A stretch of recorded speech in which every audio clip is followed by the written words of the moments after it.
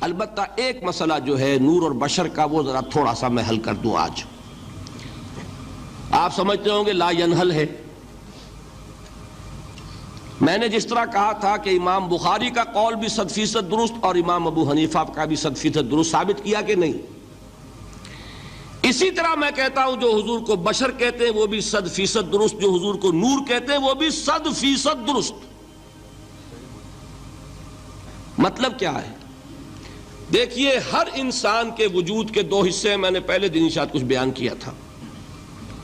ایک خاکی وجود، اور اینیمل بینگ جو حیوان ہے ہمارا.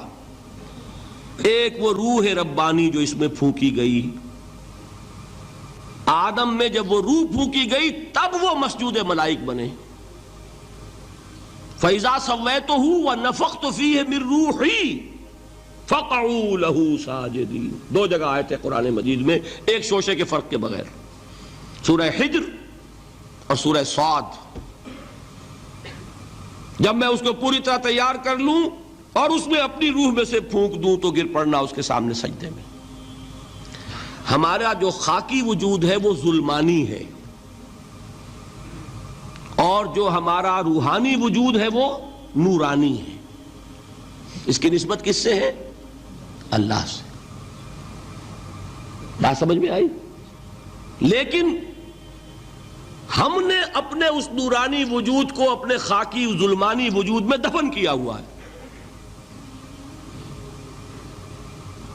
اور محمد الرسول اللہ صلی اللہ علیہ وسلم کا وہ نورانی وجود آپ کے اس خاکی وجود پر اس درجے غالب تھا کہ وہ خاکی وجود معدوم کے درجے میں ہے، لیکن وہ حضور صلی اللہ علیہ وسلم پر اثر انداز نہیں ہو سکتا.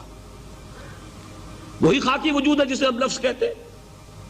نفس غلبہ کر سکتا ہے محمد پر صلی اللہ علیہ وسلم. حضور کی شخصیت کی نورانیت نے آپ کی شخصیت کے خاکی وجود کا احاطہ کیا ہوا ہے. ہماری شخصیت کی ظلمانیت نے ہماری اس نورانیت کو گل کیا ہوا ہے، دفن کیا ہوا ہے، چھپایا ہوا ہے. بس یہ فرق ہے. انہیں آپ کہہ لیں نور، صحیح ہے، ان کی نورانیت غالب ہے. یہی بات ہے جو حضور نے اس طرح سمجھائی. دیکھو ہر انسان کے ساتھ ایک شیطان ہوتا ہے. اب کسی صحابی نے بڑی جرت سے کام لیا، پوچھ لیا حضور کہ آپ کے ساتھ بھی ہے؟ ہر انسان کے ساتھ جو کہا نا، تو انسان تو ہے آپ بھی، کیونکہ آپ کے ساتھ بھی ہے. آپ نے فرمایا ہے، لیکن میں نے اسے مسلمان کر رکھا. بات ختم ہو گئی. نفی نہیں ہے، وہ میرے تابع ہے، میرا مطیع ہے، مجھے گدن نہیں پہنچا سکتا. ہے تو صحیح، لیکن نہ ہونے کے درجے میں آ گیا کہ نہیں. یہ ہے فرق سارا. اور میں یہاں پہ کوٹ کرنا چاہتا ہوں ایک بہت بڑے بریلوی مکتب فکر کے عالم دین، صاحب زادہ، نام میرے ذہن سے ایک دم اتر گیا، فیض الحسن. اللہ تعالیٰ ان کی خطاؤں سے درگزر فرمائے، ان کی مغفرت فرمائے. آپ نے سنا ہوگا نا نام. انہوں نے ایک روز تقریر کی جو میں نے سنی، اور تقریر کہاں کی؟ ساہیوال میں.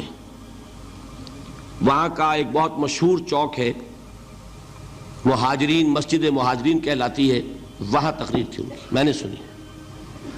ان کے الفاظ یہ تھے کہ کیا آپ لوگ ہمیں جاہل سمجھتے ہیں؟ کیا ہمیں عربی نہیں آتی؟ کیا ہم نے قرآن نہیں پڑھا جس میں بار بار یہ لکھا ہوا ہے کہ حضور بشر ہیں؟ حضور بشر ہیں، لیکن اصل میں ہم حضور کی بشریت کو نمایاں کرنے کو سوء ادب سمجھتے ہیں. بات سمجھیے آپ نے، اس قدر پیاری بات ہے. انہوں نے کہا کہ آپ کے باپ کا نام کیا ہے؟ عبد الرحمن. آپ عبد الرحمن کہہ کے پکارتے ہیں انہیں؟ ابا جان. ابھی آپ نے وہ آیات سنی، حضرت ابراہیم نے اپنے مشرک باپ کو یا ابت، یا ابت، بڑا پیارا ترجمہ کیا. ابا جان، ابا جان، کیا نام لیں گے؟ آپ کے باپ کا نام ہے، نام نہیں لیتے آپ. کیوں؟ ادب کی وجہ سے. اسی وجہ سے ہم در حقیقت حضور کی بشریت کو نمایاں کرنے کو سوء ادب سمجھتے ہیں. ورنہ کوئی ہم جاہل ہیں، ہمیں عربی نہیں آتی، ہم نے قرآن نہیں پڑھا، ہم جانتے ہیں کہ وہ بشر ہے. بات سمجھ میں آئی؟ کتنی آسانی سے مسئلہ حل ہوتا ہے بشرطے کہ نیت حل کرنے کی ہو۔